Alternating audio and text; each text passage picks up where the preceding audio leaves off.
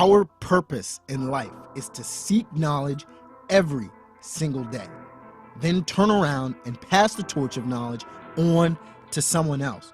If you want to leave a legacy, seek knowledge and pass the torch.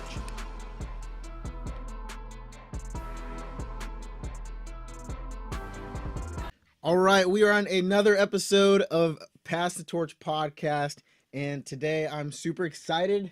We're actually here with a person that I work with, Captain David Ritz, United States Marine Corps. He looks like a Ken doll. He looks like the quintessential Marine, and I'm gonna just let him go straight into a little bit of his bio, and then we're gonna talk about his why for joining the Marine Corps and also any ventures that he's into today. So, David, Captain Ritz, welcome to Pass the Torch podcast. Thank you for being on the show. Levante, thanks for having me. I'm glad to be a guest. I don't know if I'll be your most exciting guest, but I'll try. A little bit about myself.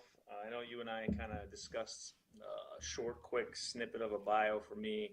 I was born in 1979 in a little small town, Marblehead, Ohio, and I think there was 900 people in my town. I graduated with like 44 kids in my class. When the car drove by, going to the grocery store, you could recognize the car and you knew who was in it. Like everyone knew each other. So it was very, very small town and a good place to grow up. My parents have been married for 43 years, and I'm the youngest of their children. I have an older sister who is 43. She's a teacher in Columbus, Ohio. My brother, who works for my father. My dad owns a business in Bellevue, Ohio, runs a machine shop. And my brother works for him, and he'll take over the company. My dad's going to retire next, I don't know. He says he's going to retire in the next few years, but highly doubtful. It's his baby. My mom is retired, and she was a bus driver and a lunch lady at the school I went to.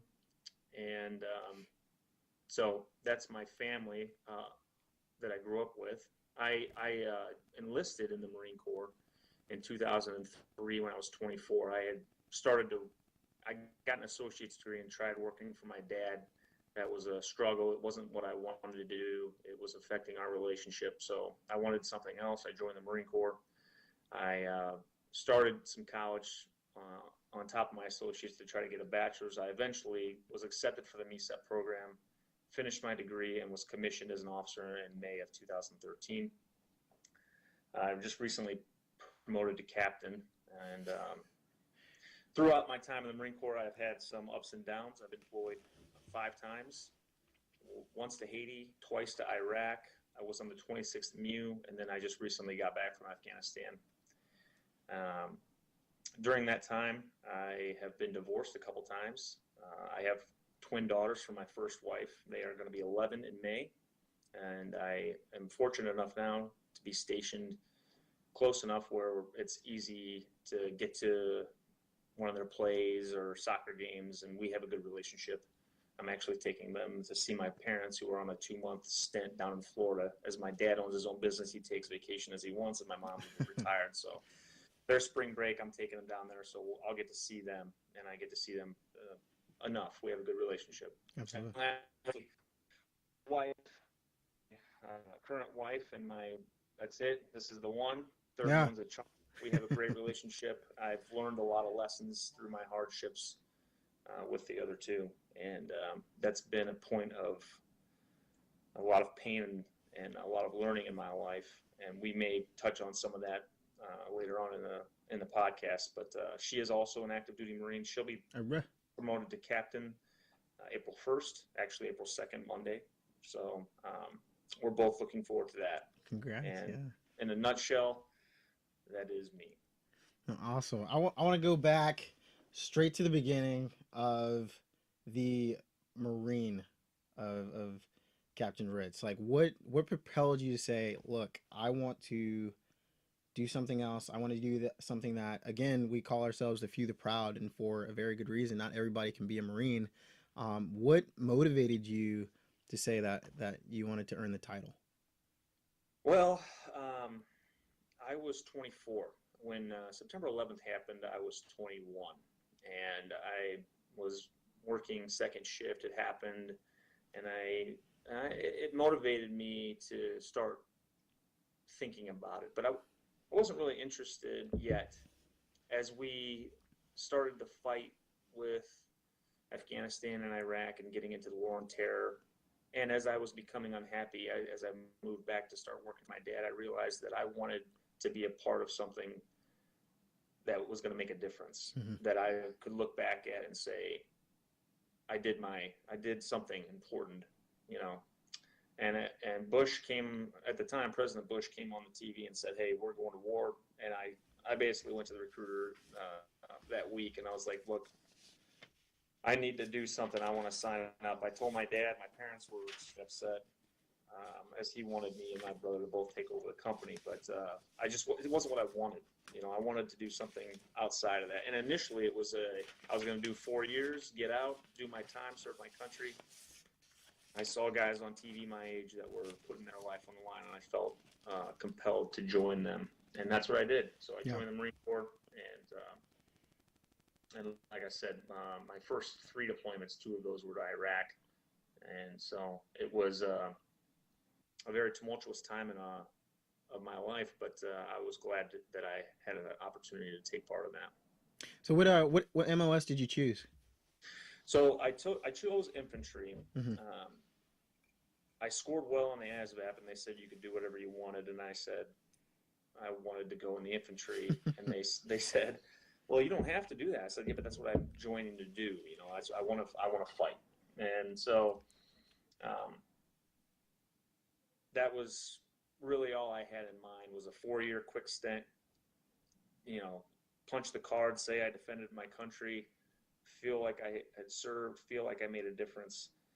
It's turned into something else now, but I'm gonna add, and then he's being humble too, because the infantry, if for those of you who are not familiar with the Marine Corps, and it is the service that I think is the most comfortable with the understanding of direct lethality upon the enemy. And with the Marine Corps, everything we do supports the infantry. So whether you're on the enlisted side, officer side, if you are a grunt, anything and everything that the Marine Corps has in its arsenal can bring to bear and absolutely devastate the enemy is used to make sure that the infantry is successful, as they close with and destroy the enemy. So I love talking to people about the military, but specifically the Marine Corps and the role that the infantry plays, because everything, just think about any team, everybody's protects the quarterback type thing. So it's in my mind, and again, people are gonna be like, "Oh, you're wrong," whatever.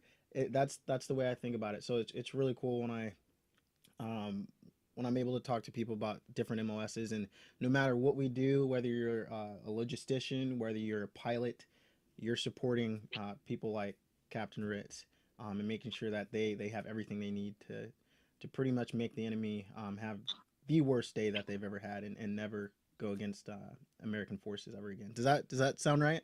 Along I mean, I I think that's what you know. That's what the definition is. That's the correct book answer. But I don't necessarily like the idea that everything surrounds the infantry, because the mantra of the Marine Corps is every Marine's a rifleman. Absolutely. And I truly believe that everyone's capable, and everyone has. I mean, look at our past and the history of the Marine Corps. There's been cooks, there's been logisticians. You name any MOS in the Marine Corps, and at some point in time they have had to pick up a weapon and defend themselves, their buddies, their country.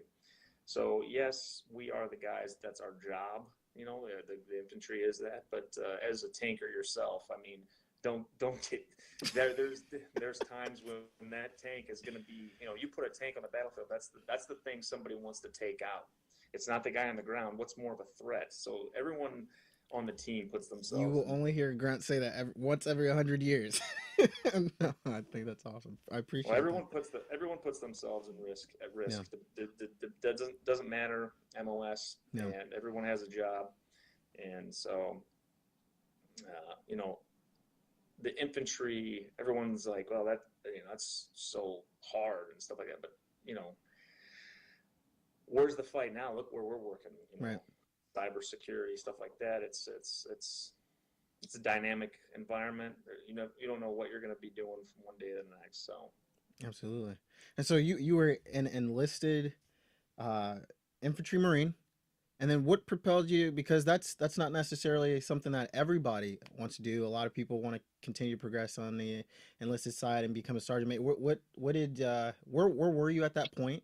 And then when did you say, you know what, I'm gonna take the next, I'm gonna go on the other side, the dark side, as people call it, and seek a commission? Because I know a lot of people, even at my unit, young, bright enlisted Marines who want to transition to the officer world, and they just never considered themselves to do that, or they don't know how to. So what was that journey like for you? I was a sergeant staring down staff sergeant, and I had been in the Marine Corps close to 8 years. And actually, funny story, at the time, I wanted nothing to do with the infantry. If I was going to stay in the Marine Corps, I wanted a different path. Um, we'll come full circle to that because now I'm an infantry officer.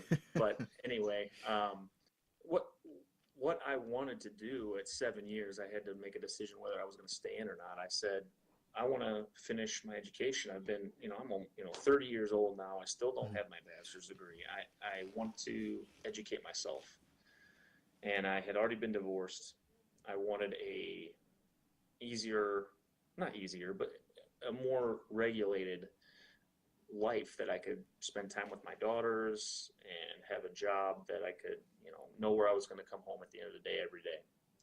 So I started thinking about getting out, going to college. Well, I put a MESET package in because I was like, all right, well, I don't dislike the Marine Corps. I'm proud of the Marine Corps. I'm proud of who I am.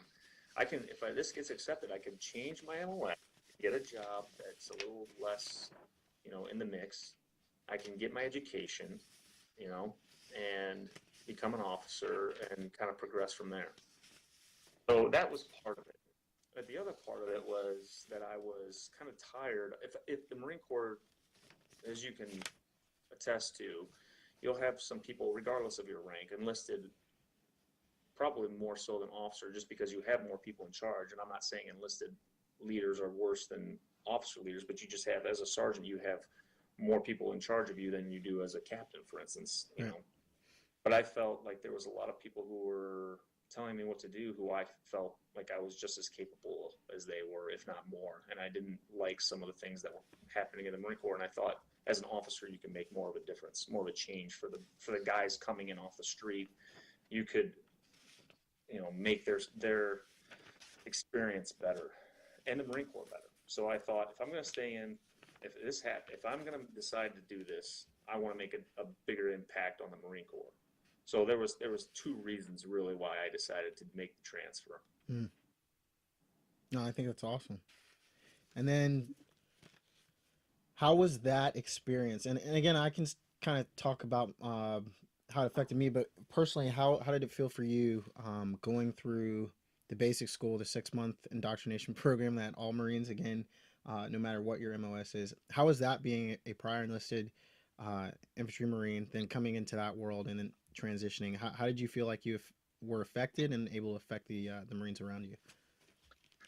Well, I will say probably the most eye-opening was OCS, going through and having a certain level of respect as a staff sergeant, and then kind of starting back at ground zero. That was a slap in the face. And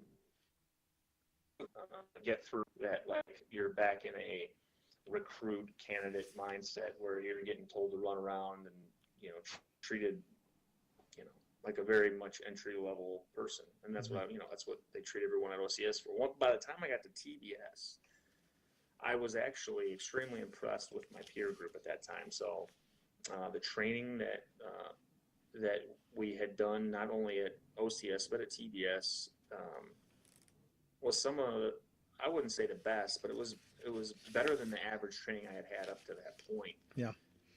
Bordering on the best. Once I got to infantry officers course, that was the best training I ever had. But I started seeing a difference in attitude, in competency, and I was really impressed. And I think that's not just in the officer corps. If you look across the Marine Corps from one year to the next, not just now, but if you look from 1960 to 2000, from my experience from 2003 to 2017, the average Marine, the average person coming in is much more intelligent and understands how things operate, what's important, how to be a leader, the tactical and technical aspects of their job. They just understand so much more. So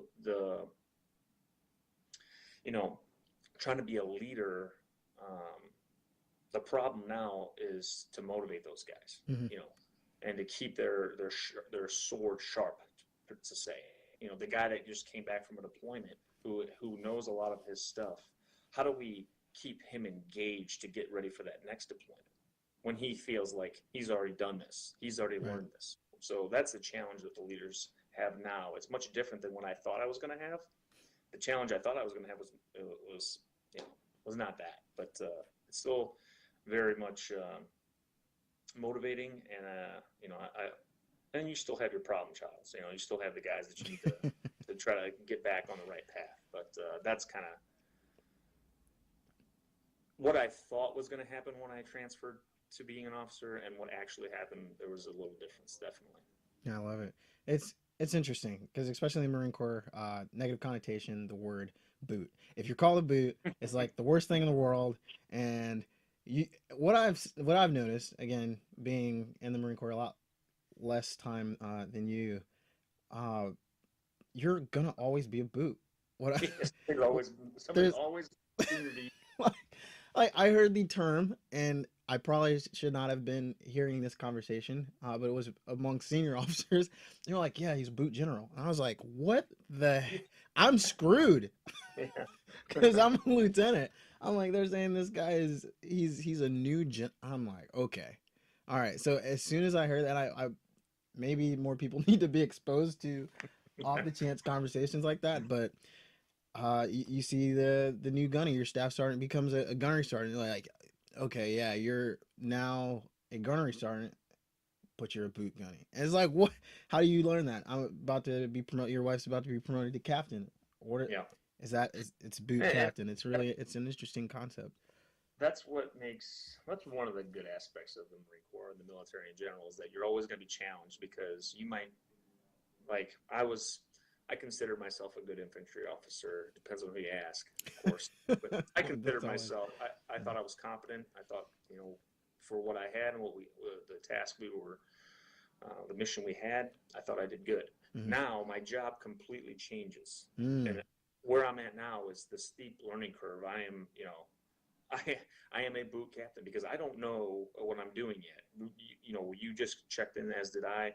We're figuring it out. You right. know, so yeah, every rank you are challenged with something different. Absolutely. You have to learn that, and so that's one good thing, because it never tires. If you're sick of it, if you don't like the job, hang on for a couple of years. You'll get a different one. Or if you do like it, well, don't get too comfortable. That's You it. know. Like I love it. Keep challenging yourself. Keep getting better. Learn as much as you can. And then if you're at the point where you're too good at your job, you're probably been there too long because the mindset of human beings again, and especially in our line of work, is you need to keep growing. Like you need to keep developing and going the next step, and that makes you in the Marine Corps that much more dangerous to the enemy. The enemy wants you to be mediocre. They want you to be lazy. They don't want you to expand your thinking. They don't want you to update your doctrine. They want you to just stay the same person that you've always been and do what you Yeah. always have. So I love that. And we have conversations all the time like this is where we are. How do we get here? Yeah. And you know, only to our advantage. And especially in the Marine Corps, it's about being selfish. There's no such thing as giving your competition uh, any leeway whatsoever. Like Yeah. that's not, and we're not talking about the war of arm or the law of armed conflict here. We're talking about advantage. And so to your point, absolutely. If we as a force, if we as individuals, and this applies to anybody, I don't care if you're in business, if you're in academics, if you're in medicine, um, that applies. Disease, okay? If a virus continues to become stronger and more lethal to the human race, what do you want to do? You want to get better and make sure that we're developing antibiotics, depending on who you talk to, or different medicines that can combat that. So it has no, I don't know, to me, it doesn't have a boundary or restriction on which Yeah. industry we're talking about. No, I completely agree. You know, no matter what you're doing, comfort. I don't remember the exact quote. I actually saw it in a movie recently that I took my daughters to, but it's like comfort is the enemy of all progress. Is the enemy of Yes, progress. I love it. So, This is why we get and it, along. Because we're like philosophers. And I think you have to be a philosopher to a certain degree, but absolutely, comfort is the enemy of all progress. I think we're definitely gonna get into some more of like who your mentors are, because I know personally, and everyone here is gonna know who your mentor is, but that individual does not embrace comfort. They're yeah. not they're not about the comfort at all. So, in saying that, how did mentorship play a role in your life? And maybe if you didn't have a mentor in the flesh, like who did you look up to growing up, and even maybe now today? Well, you know, you and I also discussed this a little bit yesterday, and you know, I brought up when you asked my bio, I brought up my childhood in my hometown for a Mm, reason. You know, it's a very nice place to grow up, and I had a very good childhood. Um, you know, most of my peer group graduating high school went off to college. Those who didn't still stayed there, got a good job. You mm-hmm, know, it's a nice area. My parents are married. I didn't have to deal with a lot of adversity growing up. So mentorship to me, actually, no one sought out mentorship because we were all, you know, we were all good to go basically. mm-hmm, And um, I have some regrets growing up, and I think if I had a different situation, maybe I would have had a mentor. But you know, I was an athlete in high school, and I was, you know, I had 44 kids in my class. I was in the top 10. Woo, you know, but I had good grades. You know, um, I wish though I had had a mentor say, you know, challenge yourself. You know, I wish I could. Um, somebody would have said, don't. Talent isn't enough. You mm-hmm, know, high school education isn't enough. You know, regardless, my dad owns a company, as I said earlier. And I was like, I'm just going to work for my dad. I'm not going to be a professional football player. You know, I didn't have that talent. At least I didn't think so. And looking back, I couldn't have, but I could have pushed myself and got a college education and had another experience, you know, maybe learned a few things. And I just decided that that wasn't the path for me. I was going to get an associate's degree, and I had to get forced to do that. I was just going to work for my dad and start making money. I didn't want to educate myself. I didn't want to push myself anymore. And I wish somebody would have grabbed me by the scruff of the neck and say, no, you have these schools offering you an opportunity to play football for them. Go do it. Get an education. Figure out you know, I was 18 years old. Figure out what you want to do. You don't know what you want to do. You're so young. mm-hmm. You know, at least I didn't. Maybe some 18-year-olds have it together, but I did not. um, so I think, you know, depending on what your situation is, and and you know, we're not all 18 years old listening to this podcast, but I don't think it's too late to start seeking to educate yourself or a mentor, or figuring out a path for yourself. I now, and I don't know if we're going to get into this later, I now, you know, seek mentorship in different ways. But at the time, I think I would have made some different decisions that, you know, I would have down and taught me, or had that similar experience that I did. You Mm-hmm. Yeah, absolutely. It's it's interesting because that's I did have mentors that I didn't realize were mentoring me at that time, and my dad was deployed, and I had a JRTC instructor who it was a short period of time too, but he took that kind of role and was like, hey, have you ever listened to John Maxwell and leadership, and have you ever read these articles? And I didn't realize it's crazy even till this day, even to today. This was in 2006 and 7, but now I'm still that impact, that relationship has still had an effect on me. But I think also you're you're saying that you didn't have it. You're doing a lot, and you've done a lot. And sometimes I wish I actually. This is interesting. So I was in a delayed entry program, and I said, you know what, I'm going to apply to the Naval Academy, and it took me 2 years to get in, but I went to the prep school, um, which was really it was an amazing opportunity. When I look back, I'm like, man, so parts of me wishes I did do the enlisted experience first, and that's originally what I set out to do, and then I changed that Yeah. path and was lucky to be able to do it. But you have a path that direct commissions will never they will never be able to firsthand experience that. So I think it's really interesting how we all have those experiences that we can really offer each other. This is what I did first. I some of my peers, after they graduated the Naval Academy, went on to Cambridge like immediately, you Yeah. know.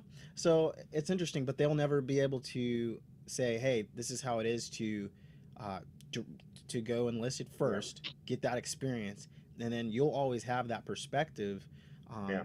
that you're offering even me as we sit in the chair and we talk in the office. Like I'm like, hey, what do you think about this? Like you actually mentor me in the office every day, which I think is awesome.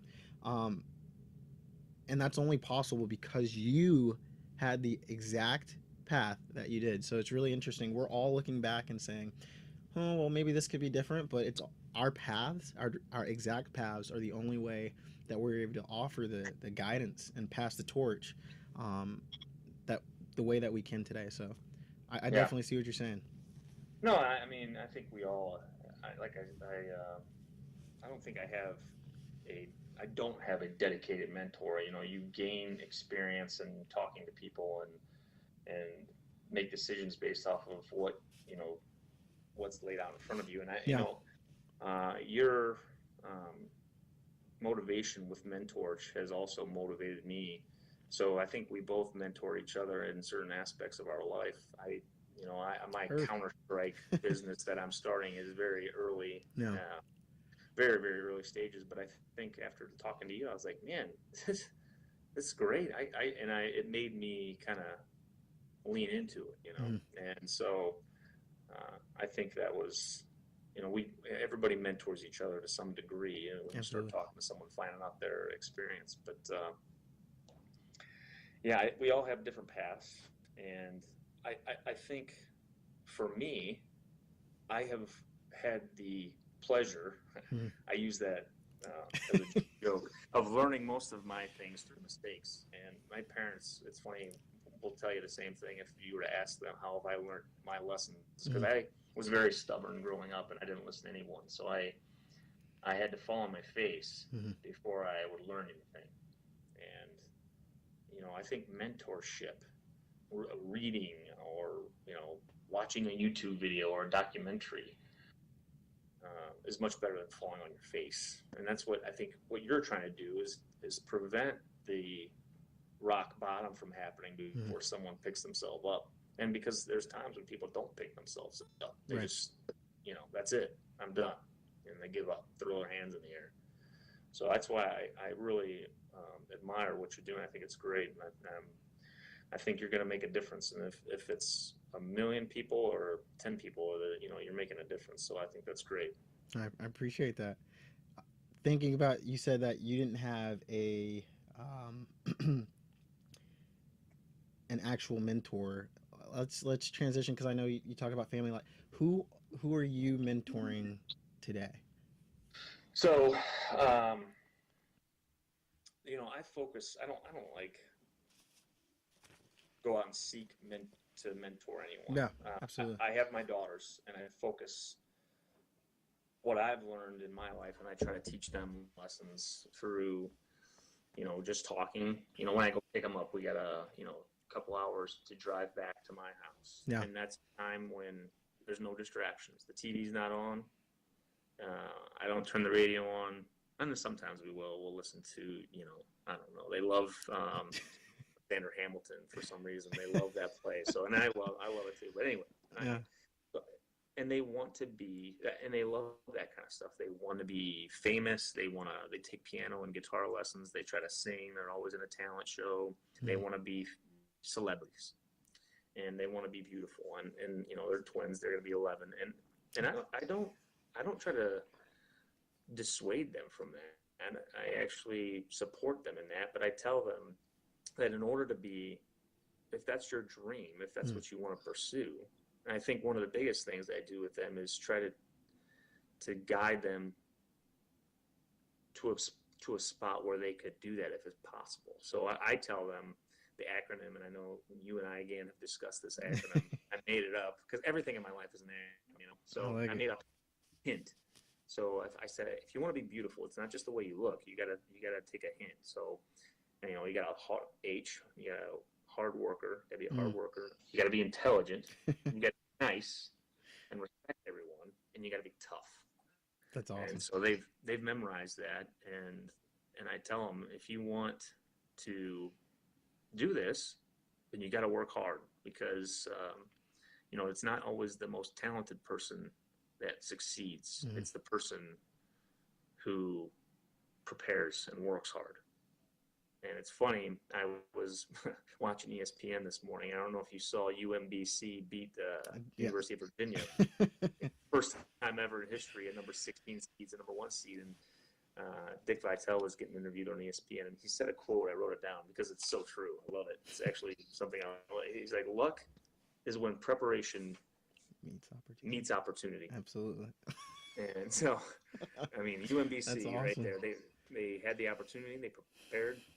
It wasn't luck, you know. And I love that story. I love that quote, and I completely agree with it. So I tell my daughters, this isn't about being lucky. Hmm. You know, Taylor Swift. I give them the story of Taylor. Taylor Swift started playing guitar like, I don't know how old she was, but you know, she didn't just start. She just didn't pick up fame. Hmm. She had years and years of learning her craft, and then, you know, now she's Taylor Swift. You know. Definitely. Definitely. No, it's kind of like the iceberg thing, you know? It's you look at an iceberg we're talking not the crazy big icebergs that are on the surface, but okay, you see this tip out of the water, but there's so much under the surface. And you're absolutely right. Like a lot of uh pretty much any success, like it takes a lot of hard work. And if you're willing to do that hard work, you can make up for a lot of perceived weakness or actual, it doesn't matter. There's so many talented people, to your point, super smart people, and they're not creating industries, they're not Yeah. innovating, they're not building, and you're like, what the heck? And to me, it's kind of sad because it feels like wasted potential, and Mentorch is huge on human potential. Like we don't realize how amazing as human beings we truly are, and the ability, like I look at my dog, pretty easy to take care of my dog. My dog, and I wrote an article about this, my dog never will want to run for president. And that's that's that's the, you think about it, like the ambition of a dog is to make their owner happy, to play, to go poop, whatever. But it's not to create a mansion or a building or a company or something. But we as humans, like it's super interesting. We're walking around this earth and we're like, yeah, I want to build a cave. And then from that cave it became, I want to build a two-story cave. And then we we just kept expanding off of that. And no other creature, like other creatures, and again, I'm not basing this off of scientific research, this is my observations, but they do it off of instinct. But maybe, I mean, maybe it is our instinct to want to create. Maybe that's part of it. But they do it off of instinct to live.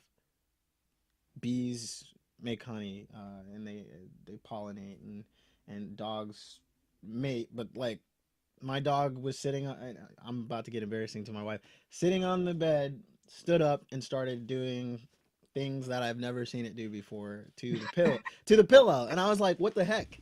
And I was like, what are you doing? And me and my wife looked at each other. We are like, what is he doing? And then the dog looked at me and my wife, and it was like, what am I doing? It didn't know what it was doing. So again, like I just think it's so awesome, our ability as humans to, if we want to put our mind to something, if we want to go out into space, for God's sakes, like Yeah. Elon Musk just did it, uh again with his rockets, where people told him it was impossible.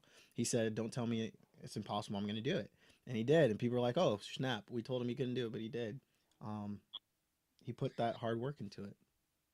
Yeah. And you know, I think it's important to point out that I don't think you have to have your passion figured out, whatever your age is. Absolutely. I think it's important to give yourself some time to figure it out. If you're forcing something, then it's probably not going to work out. You know, we discussed the other day Maslow's theory, and I printed this off. I don't know how clear it's going to come out on your podcast, but you know, Maslow's theory. Yep. You know, the pyramid of how to get to actual self-actualization and desire to become the most that one can be. So you got to, you know, most businesses, most entrepreneurs don't start when they're 18, like a Mark Zuckerberg when he was however old when he started Facebook. That doesn't happen. I mean, it happens, but the majority of these are people who have been around the block for a while. You know, 40 years old, they start a business, and you know, I told you the other day, one of my you know, dream mentors would be one of them, not the number one, but one of them would be Bob Parsons. Yeah. Who was a former Marine who started GoDaddy. He started that when he was like 47 years old, you know? And back to the pyramid really quick. I mean, he had, so this is why it takes a little longer. So it goes, your psychological needs need to be taken care of first. Okay. You know, food, water, shelter, sleep, blah, blah, blah. If those are taken care of, you can move up. Okay, I'm just going to put this up so we can see. No, I love it. Absolutely. And then your safety needs need to be taken care of. So personal security, employment, resources, health, have some property. Oh, there it is. So, and then love and belonging. So friendship, intimacy, family, a sense of belonging. You need that would be how you get to the next level, which is esteem and self-respect, status, recognition, strength. And then lastly, after you have these things, self-actualization, which is there it is. When people have all those bottom rungs of the pyramid, then it's like, okay, I have my needs taken care of. I respect myself, and I can now be creative. I can now figure out where my niche is, and you know, you don't have to have your niche figured out when you're 20 years old in college. And that's why I brought up when I was younger, I don't want to take anything away from my parents. My parents were mentors. I mean, they were great parents. My dad, he started a business and runs his own business. And he did that when I was a young kid. So I had mentors. I just chose not to listen to them. I didn't take that on. But I just bring that up because I didn't have it figured out. Yeah. I was 18, 19, 20 years old, you know, and I thought I did. But you don't have to be that. You know, it can take time. You can take your time to figure this out. Definitely. So curious, who is your dream mentor? Your number one dream mentor? You know, I hope he listens to this podcast because I just want to hang out one day with the guy. You know, and people would laugh. My wife will make fun of me, and I hope she, you know, I just don't listen to this, babe. But Arnold Schwarzenegger, in my opinion, you know, was he the most intelligent person in the world? No, obviously not. He's not stupid, but he's not, you know, he's not Einstein. But he was driven. You know, he was born in Austria, and he had a dream. He had a vision, and he. I mean, there's a long story. I don't want to get into it. That he was in the military. He wanted to be a bodybuilder. He was a tanker. Yeah, he was. And he put all kinds of weights in like the side of his tank, and then he like went unauthorized absence, went UA, and did a show, and he won. Came back, and he was UA. They were gonna get him in trouble, but they figured out that he won. So they were like, "Oh, cool, you won. Well, you can build your tank, put your weight." Anyway, long story short, he came to America. He was you know, he won the Mr. Whatever Olympia like 7 times in a row or something. Then he became an actor, very successful acting career. Definitely. And then guess what? He wasn't done. He became the governor of California. Now he's made mistakes in his life, you know, obviously. Who hasn't? You know, his marriage, he had some mistakes, whatnot. You know, those of you who are perfect can throw the first stone at a man or a woman who's made a mistake. But he he is inspirational to me. I think it's amazing that his story is pretty amazing, and so I'd like to, yeah, Arnie, if you're listening, call me up and you can be my mentor. We can hang out for a couple days, But yeah, I think, lastly, I just would like to point out something with him that, his 6 rules of success. Mm. I actually reference these quite often. I'll have some Marines that get in trouble, make poor decisions, and I think you need Arnold Schwarzenegger's 6 rules of success. I'm going to rattle them off real quick because I bring them up in jest sometimes to my wife. But Let's do it.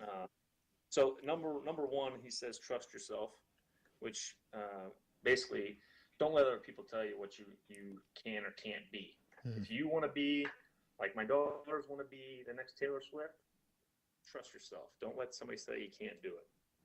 Number 2, break some rules. Not the law, but the rules. Somebody says you can't do it that way. Well, then the rules. Third one, don't be afraid to fail. If you ever watch, if you want a little bit more explanation on his rules, he did I'll go through 4, 5, and 6 in a minute, but he did the graduation speech, the commencement speech for, I think, the University of Southern California, and this is where he introduced his rules. So just Google that, YouTube that. Definitely. Number 4, ignore the naysayers. Like I said, kind of, don't let people tell you what you can and can't do. Number 5, work like hell. That's kind of where I get hint from for my daughters. He says if somebody's sleeping 8 hours, then you need to sleep 6 hours so you can get more work into them and get better than they are. And then last rule for him is give something back. And so love that. once you go through your pyramid, and once you've gone through Maslow's pyramid and you're at self-actualization and you're successful, that's when you start mentoring people. You should, like what you're doing, or when you whatever give something back means Absolutely. to you. Definitely. So anyway, that's my pitch for Arnie to come out. He's probably gonna contact you. He's gonna be like, I want to know what you would say to this. He's like, hey Dave, this is horrible Arnold story. That was good. He's like, I'm about to do this charity event, and I want you to come out. Would you go golfing with him? Oh yeah, I mean, that'd be great. It's gonna happen. We put it into the universe now. It's only a matter of time. That's awesome. I'll make sure I'll put that link to that video in the show notes so people can check it out as well. I love that. Yeah, I didn't know about that before either. So 6 rules to success. I love that. I have a little home gym that I'm trying to figure out how to outfit. I'm gonna have Man in the Arena on the wall by Teddy Roosevelt, and now I think I'll go to the store and also drum up a 6 rules of success and have that. Yeah. So well, I got at the end when we do the pass the torch and my quote, I got you might want to put that quote up there. We'll see. Okay. Hey, I'm all game about it. If someone's looking at you and they're like, man, okay, I listen to this podcast, or maybe they're Marines that you work with, or just people who admire you in general, and they're like, man, Captain David Ritz, he's amazing. I love his journey. I love the fact that he's gone through adversity, he's gone through trials and tribulations, and shoot, he's just shaking it off, and he's let it roll off him. That's super refreshing to a lot of people, because a lot of people out here try to act like they're perfect. Nothing's gone wrong in their lives, and you're like, well, okay, the only person, and again, I don't talk about this at work, but Jesus is the only perfect person that I've ever heard about in the history of mankind, and people can argue, but that's just what I'm saying for historical reference. But they're like, hey, I would love for you to mentor me, and they're saying this to you. What would you tell them? What would the expectation for that relationship be like? I think learning through it together is kind of important. The mentor doesn't have all the answers either. Like you just pointed out, no one's perfect. Mistakes have happened, and I think learning from a mistake, getting back up, is how people progress. So really, I think as a mentor, that would be my focus, would be, where are you and why are you where you're at? Mm-hmm. What mistakes do you feel like are holding you back, and how can we respond to those mistakes that would make you a stronger person and get you to your goals? So, um, for instance, for me, my second divorce was very, very difficult. Both of the divorces were extremely difficult to go through, but my second one in particular, because it's like, man, what am I doing? What am I doing wrong? And I had to really search inside to say, okay, what's allowing me to get off of path, out of focus here? What happened? And it took some strength to pick myself back up, figure out who I was. And, in that process, I discovered a lot about myself, and I met the most amazing woman I've ever met who had very similar ambitions. Mm-hmm. And I always swore I would never get married again, but I couldn't be without her. And we're now married. She's going to pick up Captain. I tell her I outrank her now, but she won't acknowledge that. But I think, and I'm not perfect either. I've made mistakes that I haven't recovered. It's not easy. Mm-hmm. But if I were to mentor someone, I think that would be my focus. Is, hey, all right, how do we what's the best course of action we can do to recover from this? Or why aren't we going? Maybe they didn't make a big mistake. Maybe they're just not taking a risk. Mm-hmm. Maybe they're just not pushing themselves hard enough. And we've already said comfort is the enemy of all progress. It's like people get into a comfort zone, they don't want to change it, but then they'll bitch about their life. Yep. So that's where I would go. I love it. It's a great conversation. So if you're looking at Captain David Ritz to mentor you, that's what you have to start with.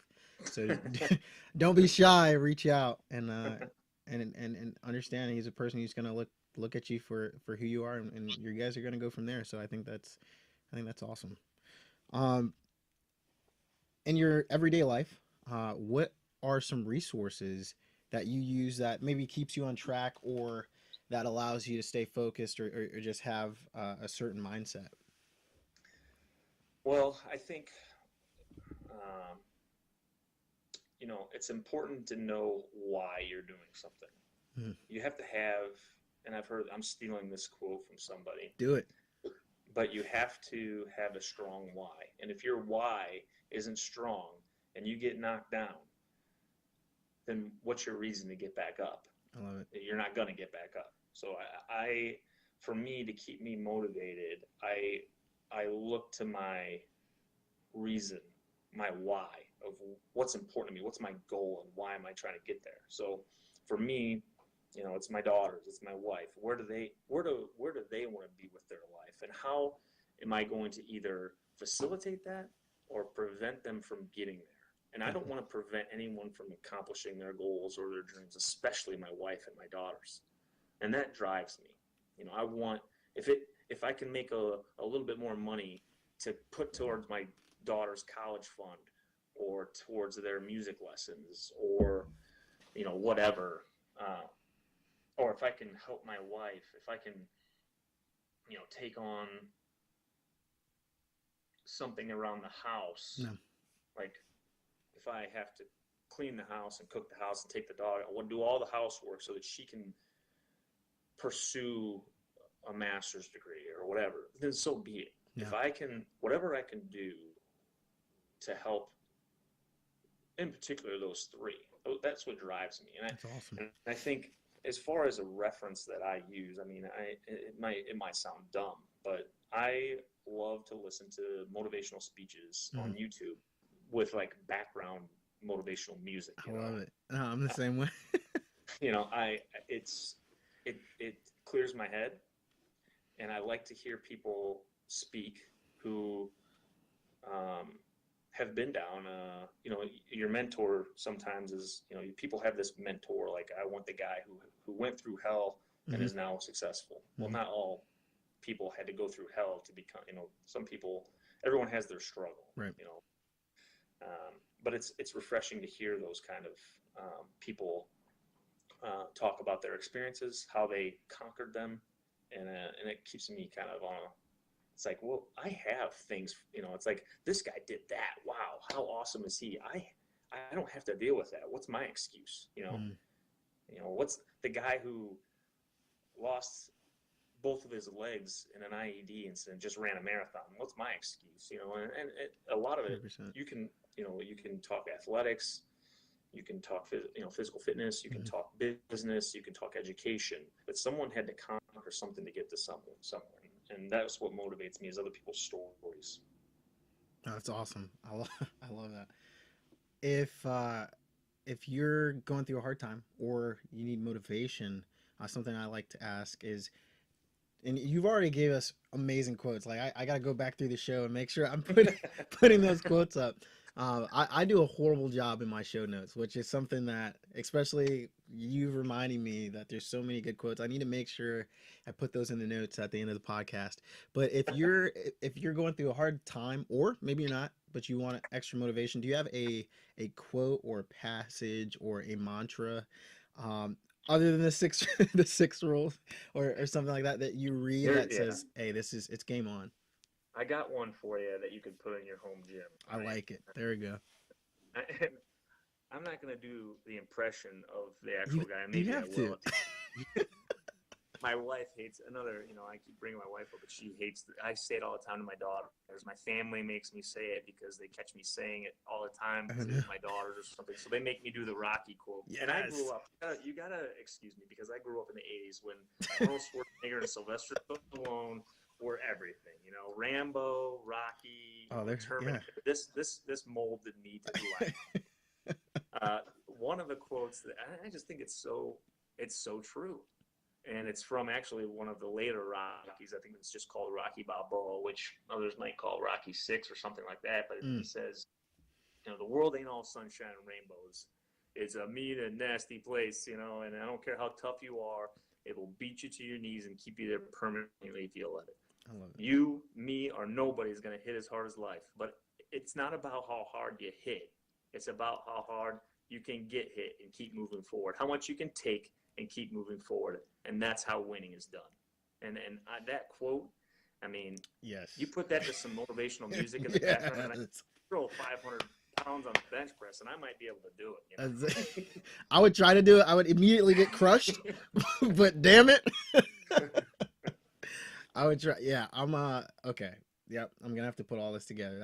I love that. I love that quote. Like, and it's not just it is the generation even that's younger than me. It's timeless. That stuff, and it's sad because you're like, okay, there's these great movies and great quotes like that, and like, okay, maybe they're coming, or maybe they exist and I just haven't discovered them yet.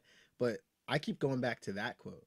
I keep going back to Rocky Balboa. I keep going back to Arnold Yeah. Schwarzenegger and stuff like that. So it's timeless, and that's cool that you can pass that down and say, hey, look, have you heard this quote? Have you heard it to motivational music yet? Like, Yeah. Well, and it's, expose it. it strikes a chord with me because truly it is not about how hard you hit. It's about how hard you can get hit and keep moving forward. And I think that strikes a chord with me. And I I love think it. if you're looking for a quote, or if anyone is looking for like some motivational quote, that might not be the one for you. You got to find the one that strikes a chord with something for you. No, And that just happened to be, I like, Sylvester Stallone, my third place mentor. You got Arnold Schwarzenegger, Bob Parsons, Sylvester Stallone. So if any of you guys want to that's mentor me, huge. call me. That's huge. But We're gonna arrange uh, something. We're gonna figure something out. That'd be cool. but just find something that strikes a chord. And when you wake up in the morning, or when it's a tough day and it's like, I don't want to do this, pull it out, look at it, read it, listen to some motivational music in the background. That's And it. sometimes they need to take that first step forward. I love it. It's what my wife is actually saying. Right. Do you remember the name of the movie we were watching with the dog? The dog. It was a sergeant, uh, and she had her war dog, and he was a bomb sniffer. And I'm so sorry that I can't remember the name, but the Megan Marley, and she's sitting next to her dad, and her dad's sitting on the bed, and he's like, "Hey, you need to get out of your funk. You need to go out there and go get your dog." She was separated from her war dog. She had to come back home because she was injured. Her dog was still serving overseas, and she was going through understandably depression. And he just looked at her, and again, kind of the Rocky Balboa thing that motivated. And I'm bringing it up because we're both Marines. But that quote, when I heard him say it, and it's super simple, and it's not profound, you know, but unless you listen to it and you feel it. And he Yeah. goes, "You're a freaking Marine." And I don't know, but for some reason, that phrase, I don't care Yeah. what the task, and you have to, you can't just like say it like Pat, you're a Marine. Like, no, he said, "You're a freaking Marine." Yeah. Taken out of context, it might motivate you, but in that moment, yeah. Yeah. Take it out of context. Yeah, I don't know. I'm like I get motivated by a lot of stuff, and I'm an optimist. I think I'm a realistic optimist, but um, absolutely, like certain things, Rocky Balboa quote, people could listen to it and they might, if they're not like you and me, they're not gonna be motivated by it anyway. Yeah. If people are listening to, hey, you're a Marine, and we don't have to say the freaking part because that might offend people, but you're a Marine, like that alone, if you're not like you and me, and I know a Yeah. lot of Marines are, that's gonna motivate them. But if you're not, you're just not. It's not Well, gonna and put you out. I've had Marines that don't care that they're a Marine, and I always tell them the other side is, there's two name tapes on your camis Oh, there. There's wow, one that yes. says U.S. Marines, and the other one says your last name. And if you are gonna represent that or either of those, you should have some pride in that. So when you're struggling, remember who you're representing. It's not just the U.S. Marines. So I've used that one as well, and Man. that will strike a chord with some people once in a while. That okay. All y'all need to write that down. I don't care who you are. If you work for AT&T and you got a name tag, you need it applies. It doesn't matter. I love that. That absolutely. That makes Yeah. sense. Hey, if you don't do it for the Marine Corps, you got your name tape on your uniform too. That is profound. That's awesome. We've gotten to the my favorite part of the show. It is the pass the torch portion where torch holders.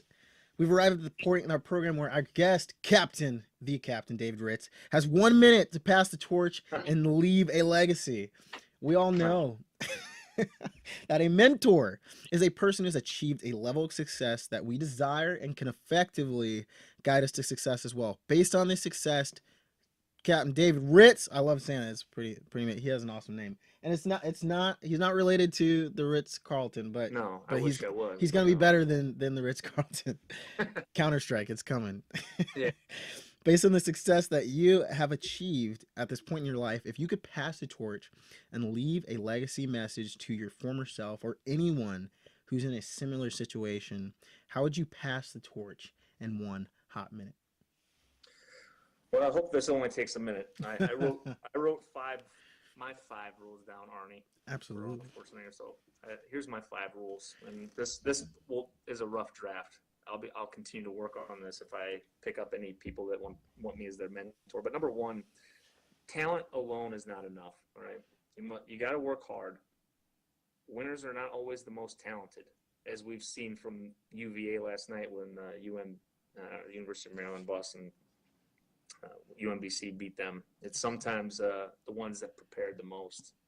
So that's rule number one. Number two, intelligence is critical to everything. Everything. Whether you want to be a huge bodybuilder or create the next Apple, you have to be intelligent with what you're doing. Number three, personal relationships are critical to happiness in every aspect, whether it be your life or business. Don't sit down and start talking business right away. Figure out how that person's doing, what's going on with their life, so that you can really get the heart of them, and then you can work together better. Number four, integrity is never lost. It is always, when you lose integrity, it's given away. It's never lost. So let me rephrase. Integrity is never lost. It's only given away. Always be honest and always do the right thing.